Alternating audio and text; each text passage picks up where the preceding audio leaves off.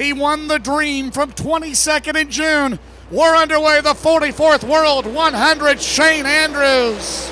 Charging into turn number 1 and 2. Who will get the whole shot for this 44th edition? It's going to be Dale McDowell taking him down the back straightaway as Mike Marlar biked to position number 2. Madden to the inside of K-Rob looking for the 3rd spot. First time around, Mac Daddy picks up right where he left off from June. K-Rob on the bottom. K-Rob will get around Marlar quickly out of 2. Marlar will recover out of down the back straightaway. Madden runs in 4th down the back straightaway. Bloomquist sneaks on the bottom.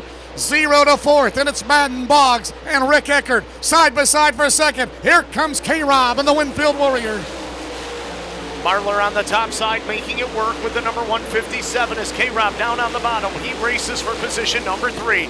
Madden right now holds on to position number 5 as right in front of him as they head up into turn number 3 and 4. That is Scott Bloomquist in the 0 car as he rides in the 4th spot.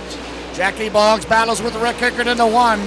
Battle between Carrier and Jason Fager as they come out of turn number 2. Dale McDowell looks solid. Picks up where he left off here in June and on Thursday night. Mac Daly out of 4 in the Team Dillon Warrior. Madden still there for position number 5. Boggs rides in 6. Eckert is 7th. Mars rides in 8th. Fager is 9th. Eddie Carrier rounds out the top 10. Bobby Pierce sits at 11th. Matt Miller, he is up to position number 12 as he works his way down the back straightaway. He's got Jason Hughes trailing him into 3. Dale McDowell using an Earnhardt Childress engine. Out of the North Carolina race shops down the back straightaway. Still a good battle for 2nd between Marlar and Robinson. Bloomquist runs 4th. Madden is 5th. As they come out of turn 4, still a great battle for 2nd. They've run all that way the first 6 laps of this race. Robinson and Marlar side by side duel. I'll tell you what, James, this track is awfully quick here tonight. Tabletop smooth for them as they work their way around the speedway as McDowell is going to have heavy traffic in front of them into turn number 1. We've got a 4-car battle for the lead in the 44th World 100. Right now they're trying to go 3 wide for a 2nd. Down the back straightaway, here comes Bloomquist. It's McDowell, Marlar, Robinson, Bloomquist out of turn 4. They're all together. Down the main straightaway, 12 scored in the World 100 chain. Look at this, here comes Bloomquist going after K-Rob and Mike Marlar for position number 2 and 3. Bloomquist is going to work the bottom off of corner number 2. He's going to go to the inside of Kent Robinson's. He'll take over position number 3 by the time they come off of corner number 4. Scott Bloomquist has not won the World 100 since 2001. He won the very first time he was here in 1988. It's been a long dry spell for the Zeros. He'll work on Marlar down the back straightaway. And Scott Bloomquist goes to 2nd around Mike Marlar into turn number 3. You watch how even and balanced that car is right now through corner number 4, James. There's not even a wiggle out of that 0 car right now. Just as smooth. A great handling race car for Scott Bloomquist right now. Down the back straightaway. The big question, though, on the 0. Then last week, he has suffered several fuel pressure issues. He's going to the front, but he knows there's a long way to go yet. Here comes Bloomquist to the inside of McDowell. He's looking for the lead off of corner number 2. McDowell runs the top side. Bloomquist down on the bottom. They'll enter the turn together. Who's it going to be in traffic? Dennis Erb Jr. right in front of him off of corner number 4. Bloomquist on the bottom. No, it is McDowell by a nose. By a nose was a fact for that. Out of 2 down the back straightaway. Can this be the lap Bloomquist takes the lead? Dale Mack has led all the way from the start. 18 scored. In behind the 20 to Dennis Erb Jr. Bloomquist will try the bottom. Will we have a new leader in the World 100? And yes. Oh, so close, and yes it is, by a nose into turn number 1.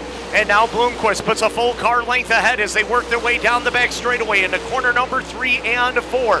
As your leaders work their way through traffic right now, they come off the corner as the Bloomquist 0 looking to put some distance between himself. And we've got caution on the speedway. Caution. Yellow lights are on. Caution out, 20 scored.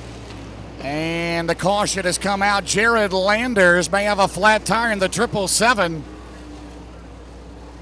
Jared Landers, flat tire in the Mark Martin Automotive Crop Production Services rocket. He'll go to the hot pit here at Eldora. All right, go back to lap 19. 19 in the books.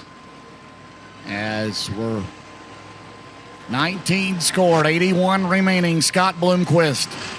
Jason Hughes back there in position number 14. Billy Moyer in car number 21. He's up to position number 16.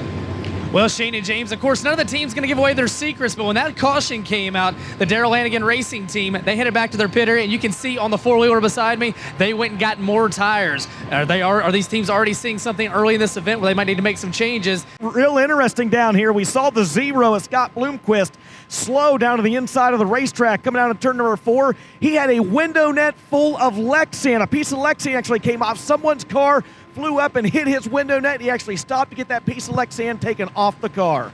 Well, word from the UMP officials is they took that piece that Scott Bloomquist had on his window net.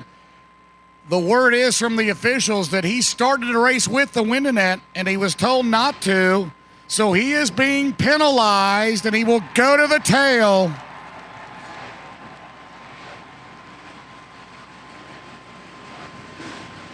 So apparently used an unauthorized, unapproved piece in the car as Dustin Linville goes into the hot pits. Wow. Started the race with an unapproved part by UMP. Double file, 19 in the books of the 44th World 100. And McDowell gets a good start off of turn number 4. He'll open up a car length into turn number 1. K-Rob to the inside of Marlar looking to grab second. They're 3 wide, make it 4 wide down the back straightaway. Bobby Pierce, Jimmy Mars, Jason Fager, and Matt Miller, and they're not finished yet, James Essex. 4 wide, unbelievable Shane. They're 3 wide off of 4. Fager in the 1 for the lead. Mike Marlar has it down the back straightaway. Robinson second, Marlar is third.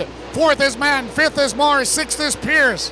Out at turn 4, Mac Daddy back in front of Eldora. Working it off of corner number 4, Matt Miller to the inside of the 25 of Fager. Out at turn number 4, it's still Mac Daddy Dale McDowell, the 48-year-old out of Chickamauga, Georgia.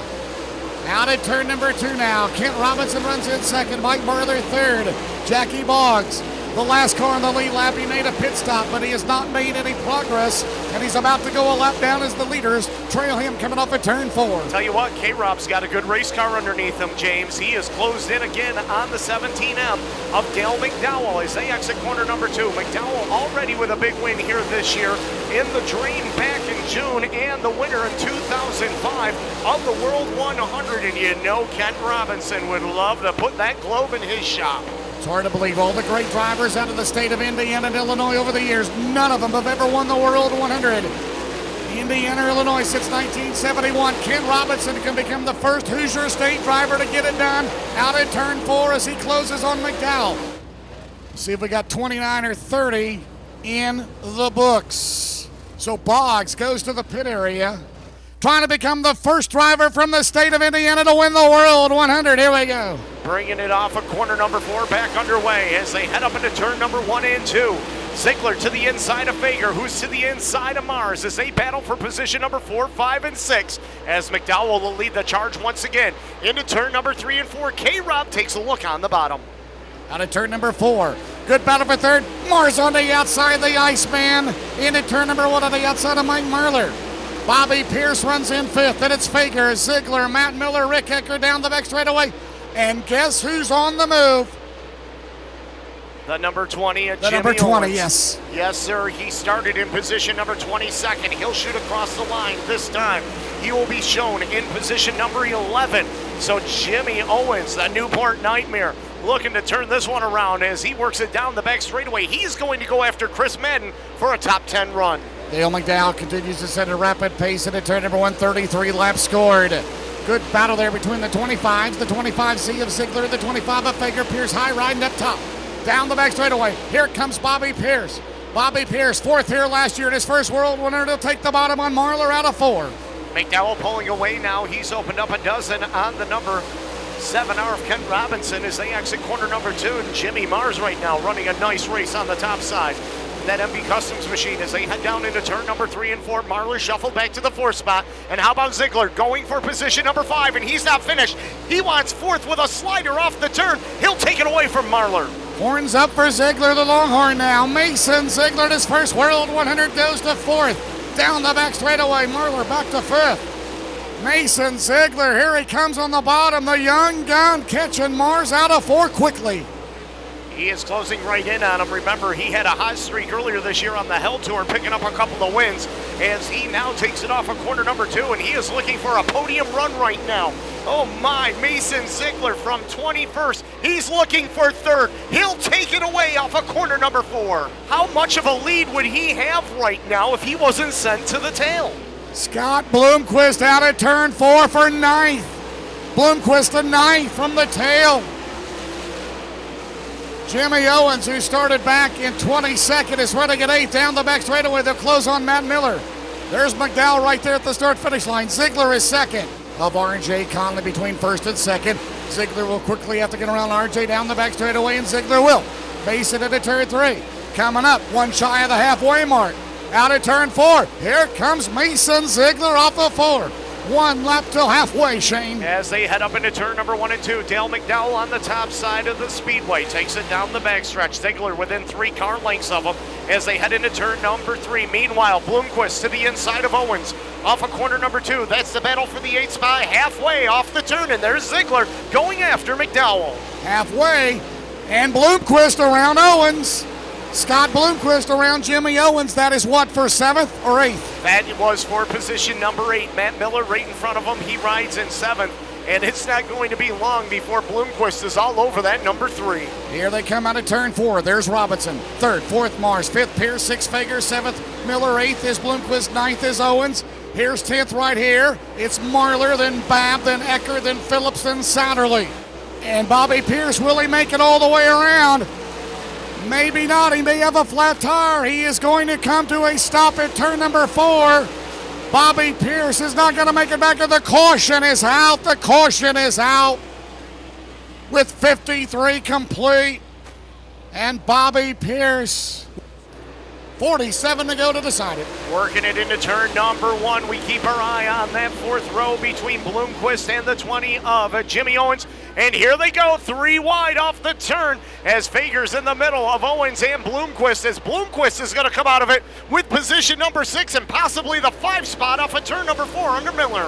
What a drive for Zero. 50 years old, looking for his first World 100 victory since 2001. Down the back straightaway, it's still Dale McDowell. Jimmy Mars will go to 3rd. Mars to 3rd and around Robinson. And Bloomquist from the tail is up to 5th. Down the back straightaway, look at 3rd. It's Mars, Robinson. Here comes Bloomquist on the bottom. Meanwhile, for the lead, it's still Dale McDowell and Mason Ziegler. We're trying to go 3 wide for a 2nd off of 4. Here we go into turn number 1. It is Mars with the 3rd place run. Robinson in the middle for 4th, and Bloomquist got the 5 spot down on the bottom. But for how long, as Bloomer gets a good run down into turn number 3. Scott Bloomquist trying to pull even terms with Robinson and Mars off the corner. This is the battle for position number 3. Bloomquist in the 1. Meanwhile, Jimmy Owens, he's sitting back there watching that battle. We got a good race for the lead. We got a 3 wide battle almost for 3rd. Jimmy Mars, Ken Robinson, Scott Bloomquist, Mason Ziegler for the lead. Down the straightaway. Oh, that was close. Yes, it was. Mason Ziegler had to back it off, and then he puts a set back up off of corner number 2. But he's got to run down the back straightaway on McDowell one more time, and they've got the slower car Conley right in front of him. McDowell goes to the bottom to shut the door and take away the momentum, as McDowell will continue the lead here on 61. Unbelievable. Bloomquist to 4th. Scott Bloomquist in the 1. Out at 2. He's looking for 3rd. Down the back straightaway. Here comes Zero. Meanwhile, for the lead. Ziegler goes around. Spins. They got together in front of your rest of the field, and they caught Jimmy Mars and nowhere to go. Out at turn number 4, the restart. Bloomquist back to 2nd after having to go to the tail. Here comes Robinson, Fager, Jimmy Owens. Jimmy Owens on the outside. Owens goes to 4th. Owens goes to 3rd. Jimmy Owens up to 3rd. Oh my goodness. New Here race he leader. comes, Shane. Look out. New race leader possibly at the line, and it is going to be the 17 Emma McDowell. But for how long, as Bloomquist works the bottom off of corner number 2, working it down the back straightaway. Owens up to the 3rd spot as Bloomquist again tries the inside on McDowell through 3 and 4. McDaddy's going to keep the lead. Jimmy Owens wants the number 1 ranking back in the DirtOnDirt.com top 25. 37 to go to the number 1 spot out of 2. Dale McDowell, Scott Bloomquist, Jimmy Owens, Ken Robinson, Jason Fager runs in 5th. 6th is Miller. 7th is Babb. 8th is Eckert. off at turn 4. Great battle right here for the lead and for the rest of the field. Jason Fager riding back there in position number 5, closing in on K-Rob as Robertson trying to close back in on the Owens number 20. As McDowell gives himself a little bit of breathing room. Make it 3, now 4 car lengths over the number 0 of a Bloomquist. Interesting to see, though, once he gets some heat cycled into those tires, what Bloomquist can do. Down the back straightaway, McDowell still holds about a 2 to 3 car length lead. Jimmy Owens still third, trying to track him down. I think so. Would not be shocked, but McDowell's not going to fall for that. The veteran driver down the back straightaway, Dale Mack into 3. Now Bloomquist will work the bottom. They try to go side by side for the lead in the 44th World 100, and at the line, it's still McDowell. Oh my, it's still Bloomquist in the second place, but for how long? Not anymore. Scott Bloomquist, your new race leader, into turn number 3 and 4. Dale McDowell back to second. James, if I wasn't here to see it, I wouldn't have believed it. Unbelievable, 72 scored, 28 to go. Now to 2, they'll pick up the tail end of the field with Jeff Babcock. As Bloomquist will put him another lap down and work on the veteran R.J. Conley. Bloomquist clear track in front of him as they come out of 4. McDowell now. Jimmy Owens, he needs to pick up the pace. Does he have enough berm up there to get it going? Then you have Robinson, Fager, Miller, Babb, Eckert, Phillips, and Greg Satterley. Bloomquist into 3, stretches the lead out, Shane. He sure does as they come off of quarter number 4 as Bloomquist brings it down to the line. 74 in the book, so 26 laps remaining for Scott Bloomquist. James, when was the last time he won this race? 2001? 2001, 13 years ago. Good battle for 4th right there. Robinson, Fager, and Matt Miller. Bloomquist down the back straightaway. Puts a lap on first-time World 100 starter Brandon Overton. Now he goes up to the higher groove as he comes out of turn 4. What a machine he has tonight, handling so well. There's McDowell, there's Owens. 78 scored here tonight. James, if he did not get put to the tail of the field, where would he be running right now as compared to everybody else? What kind of lead would he have established? Incredible drive. Great handling race car. Scott Bloomquist is on a rail. He is in a zone of his own. But remember the fuel pressure gremlins that have haunted him in the last week. Down the back straightaway. Behind Chris Madden. White flag. Goes to 0. 1 to go. Shane Andrews. Final time into turn number 1 and 2. Scott Bloomquist took the lead. They sent him to the tail, and now he's back in front. And James, he is 2 corners away from picking up the win in his 4th Globe. Here he comes. Bloomer Nation celebrates at Eldora. Bloomquist with the win from the tail. Scott Bloomquist, all the time that we've talked in the past few years about all the second place finishes, tonight to not have to hear that, is that one of the happiest times of your life? Yeah, it's pretty good. There has been a lot of seconds here, and the dream we just missed it a little bit, and just I knew what I needed to do when I come back though, and this week in the shop I told everybody, I just looked them straight in the eye. I said, we're gonna win this race. I said, I just want you to know we're gonna win it. I was sure of it. So we just had to come and execute it. The first incident, I'd like to find somebody that can show me in the rule book where you can't have a window net, but I guess they decided we can't have one. But didn't seem to matter. Talk about going to the back, and is that Scott Bloomquist at this point in your career versus maybe even 10 years ago where you'd have a hard time getting composure because you went to the back, you might not have been happy, but you methodically started working your way forward immediately? The car was just so good, and I was so confident, and I just really I knew there was plenty of laps left, and I knew the car would just work anywhere on the racetrack, and everyone that would try to run the bottom like I did, they'd all go in, they could get in there, and as soon as they throttled up, they'd push out of it, which would just leave me the whole racetrack. So it was just a deal where I found myself a couple of times wanting to force pass in a certain car too, just wanted to get it out of the way, but I just knew better. That just comes from experience, and didn't want to push my tires too hard and possibly do a little damage to them to where it might take them a little while to recover, and just wanted to, I knew if I kept the car under me, and again, the car was so good, our Andy Durham engine ran so good, and Penske shocks it just handled so good. Everything, Hypercool Springs, just our whole package has been being refined quite a bit lately, and we've been really good this year. Really, it's been a really disappointing year. This makes up for all the disappointments that we've had this year. We've had so many things happen to us leading races, and I think we've been the fastest we've ever been compared to the competition this year, but haven't got to capitalize on that many victories like what I feel. I thought that this was going to come a lot sooner in the season because I knew how good we were. We just had a lot of misfortune. So tell us all how you pissed off you were down there. Because you look kind of pissed. No, I just really was wanting an explanation, which I didn't get an opportunity to get. That's when I stopped down there. I was like, wait a minute, the decision.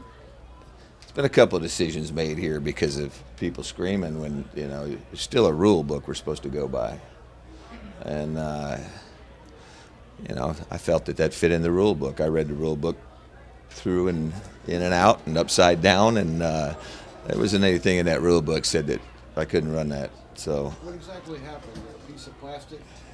Where'd you come No. It was a window net. But they said something got caught in it. That didn't happen. No. So they stopped you because They stopped me because I had a window and the rest didn't. What was said before the race or something? Well, it was sitting on the front straightaway. It was in plain sight for anybody to look at. Should have said something then. So nothing was said before that to you about the windiness? I had it in at the Dream. Nobody said nothing. Scott, this obviously isn't your first World 100 win, let alone your first big win of any kind. Where does this rank, though, on the satisfaction meter for you? This is probably just it's about as sweet as it gets. I know Earl's son came by earlier, and I got his business card in my pocket, and he said that if I won this race, Earl would like to shake my hand or at least get a photo or something, and I was pretty happy to hear that, and happy to hear Earl was still doing well, and him and his wife were here tonight. I've always enjoyed Earl. I don't think you can hang with me tonight like you did years ago. Be a little harder on you, wouldn't it? Scott, in 2013, you come out here and you win the Dirt Late Model Dream, and you said people don't realize what it costs to run these teams, and that literally makes or breaks a season. Tonight, not quite $100,000, but you said again, this is what this team needs. When you're paying all the bills, it's that much tougher. Where you're at in your career, is this possibly some of the hardest time you've had to endure when you've got a good car, you're paying all the bills, but you're not getting all the results that you think you should have by now? Yeah, and especially when we went through the mechanical things, and having, just losing fuel pressure, leading at Portsmouth. It had a half a lap lead and just car quits. It didn't completely die, but it was surging and ended up falling back to fifth. Running second for 25 grand at the Hillbilly. We're running second. We still got a shot at winning this race. And caution comes out, and it does it again. And we changed the entire system. There wasn't one thing on that race car in the fuel system when we pulled into here. And then we're out there leading that first heat race, and it quits on lap 7. I was absolutely ready to I told everybody you're going to have to watch for me on the suicide hotline here because I didn't know what else to do, really. We just kind of, it's like, what can we do? And, we dug down and figured there's only a couple things it could be. And obviously we found it because the thing ran about as good as you could ask for tonight. You're a master at polarizing a crowd. You get up to the second spot, you come down the front straightaway, and you're giving the yin-yang sign out. You got thumbs up going to the crowd. Scott Bloomquist knows exactly what he's doing at that moment. Well, the show was over when they put me to the tail. I would have lapped the field. That's what would have happened, and that would have been entertaining, but nothing like that was. I think everyone got to see just a classic. I got to say a lot for this racetrack. I'd said some things to Roger Slack and to some people about how it was shaped, and they got it too cupped at the top, and you could not run. I mean, I was like, there's way too much racetrack to not be using it. And I got to take my hat off to everyone that worked on that. And, you know, you can see here, I mean, it's from the top to the bottom wall. I mean, I know there was a few times I wasn't sure that I wasn't rubbing the inside wall with the left front, and just, you know, it's a lot of times you get a lot of racetracks that got a lot of room, but you can't race on it. And this is the best Eldora I've ever seen. You remember 2 weeks ago at Ponderosa when you were not too happy with the track being rained on and wet, and I told you to just hush and drive because we like to see you drive? You didn't like to. There's a lot of fans say that, you know. It doesn't. I mean, I appreciate them saying it, but when you're trying to make a living, you really, you know, you can put on a show, and you know you can hopefully prevail, but it doesn't always pay the bills. Scott, before you made your charge to the front, first 10 laps after you were sent to the back, you kind of just were staying down on the inside, running behind Greg Satterley. Were you still pissed, or was there some reason why you were doing it that way? No, I'll tell you what, I mean, this track's fast enough, and when you get a bunch of cars in front of you, I was really just waiting on some cars to get lined out and a little farther apart, because when you don't have any air on your car because there's multiple cars in front of you, you go in and you get loose, and you got to be very careful at that point in time, because you will do some damage to your tires that won't come back, and then you could end up finding yourself just sitting there all night. I know that because I've done it before, and I just knew I just needed to just get some laps down and just get heat in the tires again, and just get everything, and let some cars get a little separation in them so that I get a little air on my car too. Back to that caution, lap 61, and you're hooping up the crowd. You'd just gotten into second place, and I did notice that you were in front of McDowell at the point, the leader. Is there some kind of head games, you know, and you know the mental aspect of that? Obviously, you're hooping up the crowd for you and them, but is that kind of aimed at the leader as well? Well, no, I mean, the pace truck took off, and he just sat there. So I mean, I was just following. I wasn't even that close to the pace truck.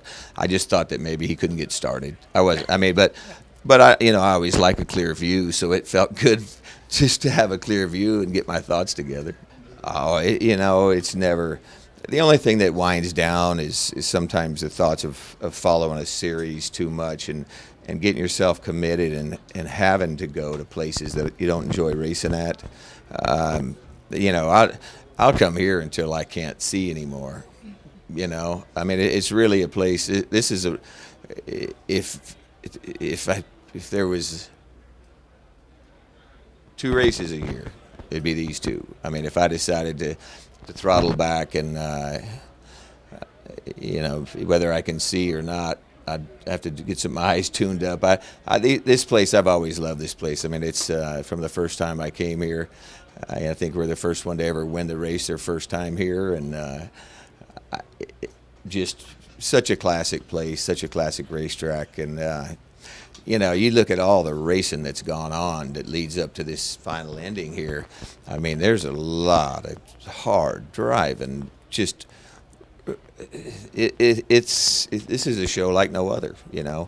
I just wish that there were 12 places like this that had 2 shows a year, and that's all I had to do. What do you remember about '88? Everything. What did you and Earl do after the race? Well, no, Earl didn't hang out with me then. I think it was after one of the dreams that Earl. I think I had Earl go break into the liquor cabinet, and we stayed up late that night. Yeah, it was. Scott, you're always a guy looking down the road, planning for the future, and that's what you're doing with these cars. And you made the comment tonight in Victory Lane, it's almost ready for the public. How far do you think you are before you want to sell these sweet Bloomquist race cars? It's something that I'm still going to monitor to some level of. It's not like just anybody's going to be able to buy them, but because a lot of people will have different motivations behind buying them. So you just take it case by case. But they're really this fall they'll be able to be produced enough cars to supply quite a few that I want to work with. I just remember Jeff Purvis was really good at the time, and he was leading the race, and we just stayed steady, and next thing I know, he's in the way. I mean, it was pretty unbelievable for me too. I almost left. I got here on Thursday, and there was a race at Atomic Speedway, which I hadn't lost many races there, and this race paid $21,000 to win and $5,000 for second. And I pulled in, there were 200 and some race cars here, and I'd never raced here, and I was racing to eat, and I saw that second place paid $5,000, and they paid $5,000 at Atomic, and when I got a look at this place and how many cars and the whole deal, I thought, man, I could make it to Atomic for the weekend and make me $5,000, because this is looking pretty impossible. And then we come out of the race winning it. So, it's been a real special place ever since.